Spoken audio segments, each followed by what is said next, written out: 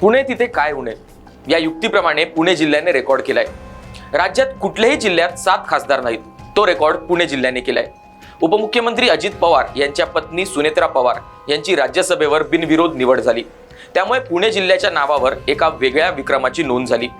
2-3 जिल्हे मिळून असणाऱ्या खासदारांची एकट्या पुणे जिल्ह्यात संख्या झाली।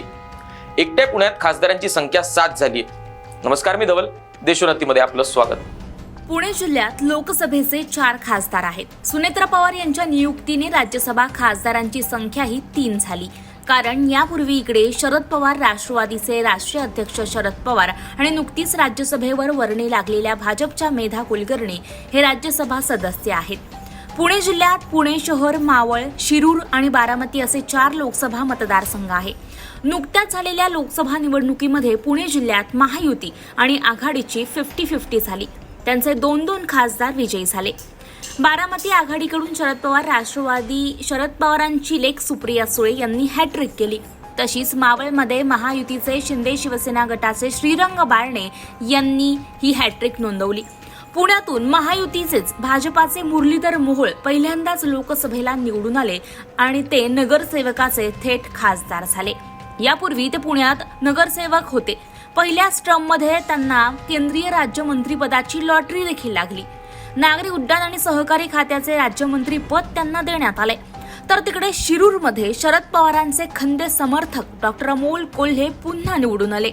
सेलिब्रिटी आणि ओघवक्ते वक्तृत्व या जोरावर ते पुन्हा एकदा खासदार झाले। राज्यात कुठल्याही जिल्ह्यात 7 खासदार नाहीत, तो रेकॉर्ड पुणे जिल्ह्यानं केलाय। एवढंच नाही तर या खासदारांपैकी एक मंत्रीही आहेत, हे विशेष। तसेच त्यात शरद पवार, सुप्रिया सुळे, श्रीरंग बारणे अशा अनुभवी आणि दिग्गज खासदारांचा यात समावेश आहे। कोल्हेंनी तर पहिल्याच टर्ममध्ये आपल्या भाषणानं पंतप्रधान मोदी यांच्याकडून कौतुकही मिळवलं। तेच सुळे आणि बारणे हे संसदेतील कामगिरीच्या जोरावर एकदा नाही तर अनेकदा संसद रत्न पुरस्काराचे मानकरी ठरलेले आहेत। एकूणच काय तर 7 खासदारांनी आपल्या पॉवरचा वापर केला तर पुणे जिल्ह्याचा विकास सुसाट होणार आहे। पुणे शहरातले अनेक प्रश्न मार्गी लागणार आहे, कारण 7 खासदार, अनेक केंद्रीय मंत्री पुण्याकडे आहे। मेट्रोचा विस्तार, आंतरराष्ट्रीय विमानतळ, नदी सुधार, MIDC हे विषय मार्गी लागणार आहेत। रिंग रोडचा रखडलेला विषय देखील सुटण्याची शक्यता आता वर्तवण्यात येत आहे। अशाच ताज्या बातम्या आणि नवनवीन घडामोडी पाहण्यासाठी देशोन्नतीला फॉलो करा आणि पाहत रहा देशोन्नती।